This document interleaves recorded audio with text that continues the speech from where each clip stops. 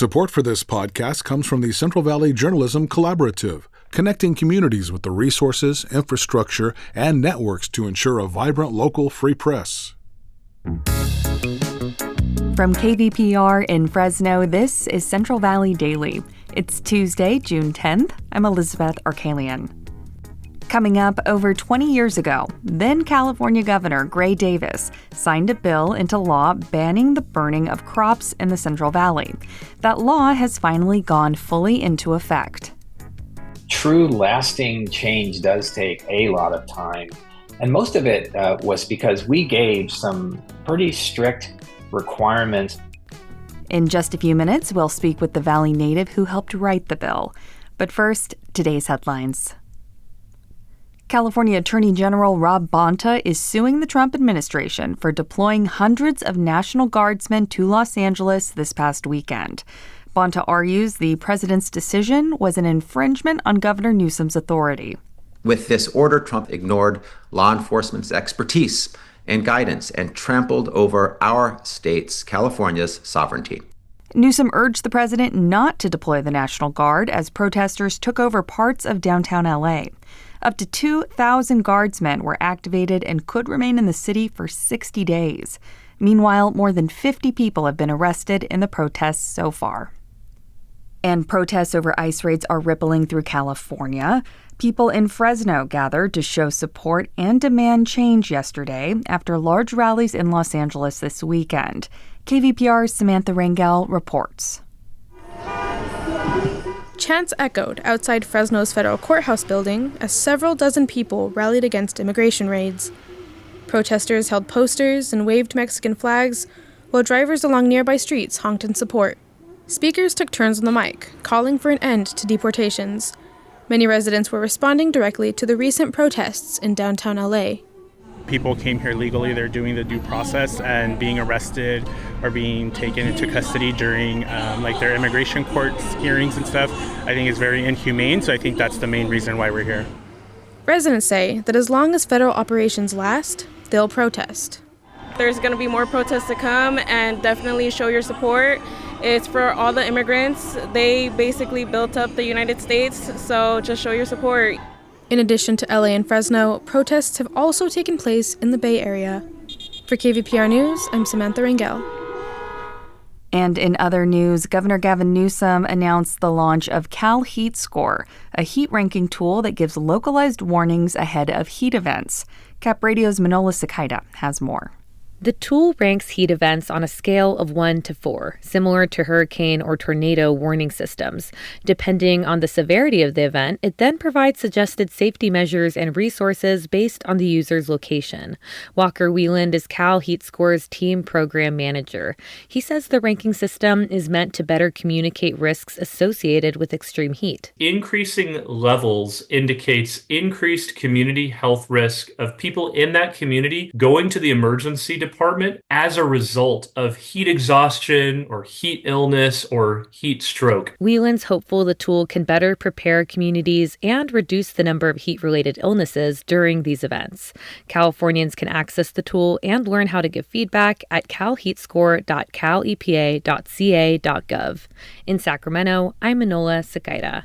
Two businesses in Fresno's Tower District are continuing to pick up after they were hit with vandalism. It happened just after the city's Pride Parade over the weekend. Jonathan Anderson is the co-owner of Component Coffee. He said the shop is raising money through a GoFundMe to support workers who are losing pay due to the closure. They're our lifeblood. They come to the shop every day and they take care of our guests, so we'll make sure that they're taken care of. He said this is at least the 6th time his business has been damaged. A yoga studio next door was also hit. Business owners are now looking at improving security in addition to paying for repairs. Support for Central Valley Daily comes from Body 20 in Fresno's Fig Garden Village, offering full-body electromuscle stimulation training sessions.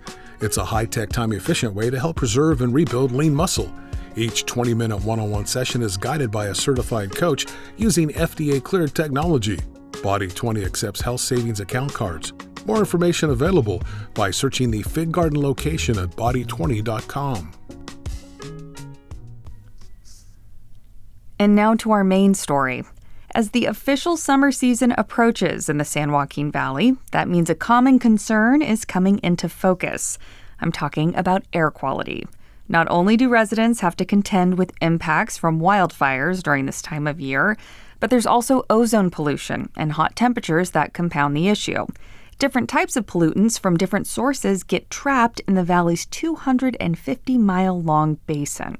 Historically, this has led the region to being ranked as having the worst air quality in the country.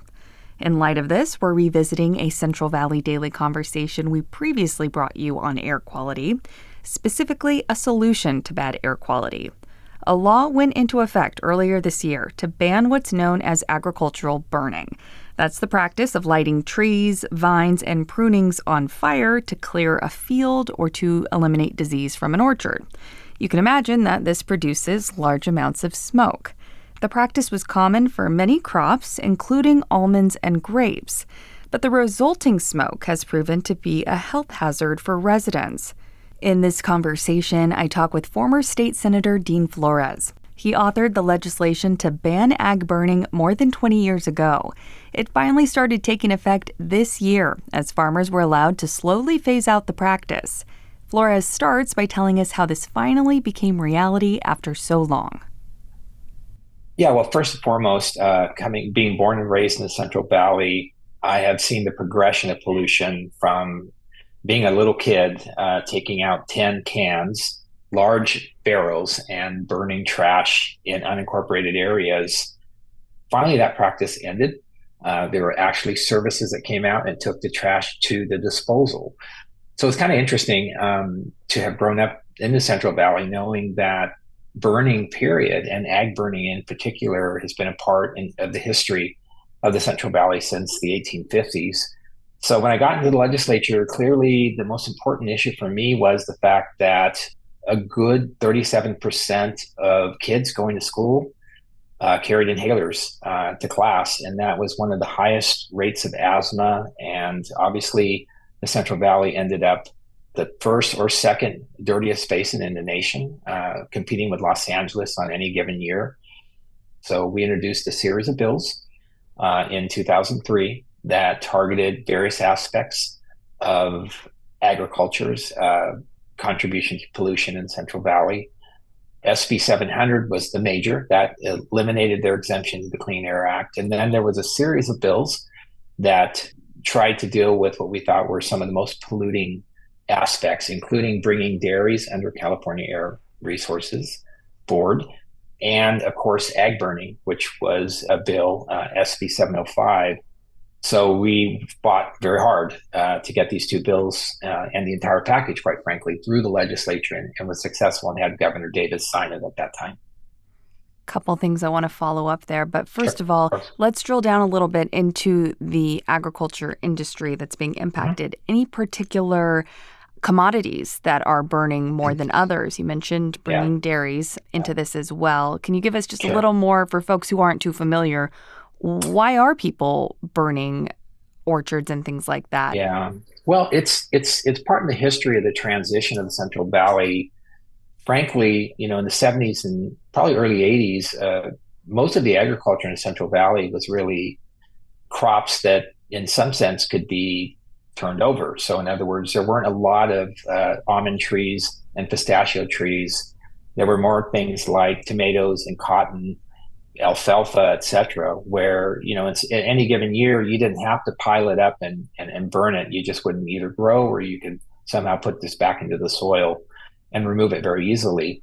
The Central Valley's transition to the world's supplier of almonds. 80% of the world's almonds are produced in 2 or 3 counties in the world, and they're right in the midst of the Central Valley. And the question became, with such large amounts of things like almond trees, pistachio trees, grapes, vines, this huge explosion in the Central Valley created a very large problem of when these reach their useful life, what happens to the waste? And so the alternative, and at least the method at that time, was to burn in the fields. So you'd have open burning of the new crop, if you will, in the Central Valley, which are, some of the larger trees that are very hard to dispose of. As you mentioned, those bills were passed in 2003, so that's been 20 plus years till we've seen it become enacted. That seems unusual. Why such a delay? Yeah, well, I found in my time in government, I've been around government for the last 30 years, true lasting change does take a lot of time. And most of it was because we gave some pretty strict requirements on when and in a phased manner when some of this stuff was going to begin. In the original bill, we had, from the time it was introduced in 2003, we really wanted the large producers of most of the waste to end the practice by 2007. And then the very hard things to do, like grapes, where you have vines that have wire in them and pesticides, you didn't want that burned, but it took time to unwind that industry. So we gave them an additional 3 years. So the bill really required that this practice be ended in 2010. But in the negotiations, like anything in the legislature, we had a really tough time getting it through the state assembly. And most of the folks there wanted a requirement to include just 3 words, that it had to be economically feasible, 2 words actually. And we agreed to that because we really wanted to work with the agriculture community, wanted to make sure this was not putting folks out of business, if you will. And so the time frame, combined with the fact that, if indeed things were not economically feasible, that there could be an allowance of continued burning, seemed like a good place to start. And I had assumed back in 2003, by 2010, we would have wrapped this up. But we gave the power also to the local air district, and the local air district continued to say, our farmers say this is economically infeasible. So the practice just really continued with very little progress. Do you think the delays had any effects on public health or anything else? Absolutely. I mean, anytime we're delaying something so simple as watching an entire field on fire and watching the health effects of that, it is definitely, a practice that took a long time. It cost a lot of people, I assume, a lot of health issues. But at some point it needed to end. I mean, it's hard to end a practice. It's been around since 1850, but just having any ending point to that is going to be a positive for public health. And I think this was a good meeting point with agriculture in terms of finding out when, this practice could actually be ended. You're no longer a legislator, but until just a few weeks ago, you were serving on the California Air Resources Board. Can you give us a sense of what other sort of air quality issues you would want to see addressed in the Valley or in the state? Yeah, I mean, I think generally we still are lacking transparency on what our air really is at any given point in time. And by is means, we need a lot more indoor air monitoring in our schools. I think we can have red flag days. We can have bad air days. We all watch it on the news. We all see the flags go up in our schools. But yet with technology, I think there's still a way to find a better way to do monitoring real time so that we have a better idea of how bad the air is. And more importantly, ways to improve it, either through air filtration or other items, because I think people feel, the bad air stops when you go inside your home. Well, it does if you have good filtration systems, but at the same time, everyone should have a better awareness of kind of what the air is, and the outdoor monitoring programs that are going on by our local air districts are super important as well.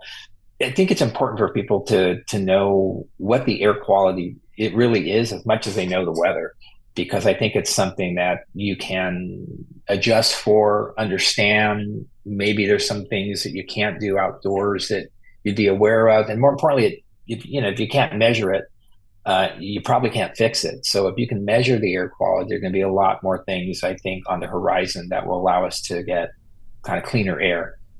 That was my conversation with Dean Florez. He's the original author of a bill that banned agricultural burning in California. That law was first passed 2 decades ago, but finally went into effect earlier this year. And that does it for today. Thanks for listening. If you have feedback or a story idea, we would love to hear from you. Just email podcast@kvpr.org. Today's episode was produced by Crescencio Rodriguez Delgado and KVPR with support from the Central Valley Journalism Collaborative. I'm Elizabeth Arkalian. Find the latest local news anytime at kvpr.org.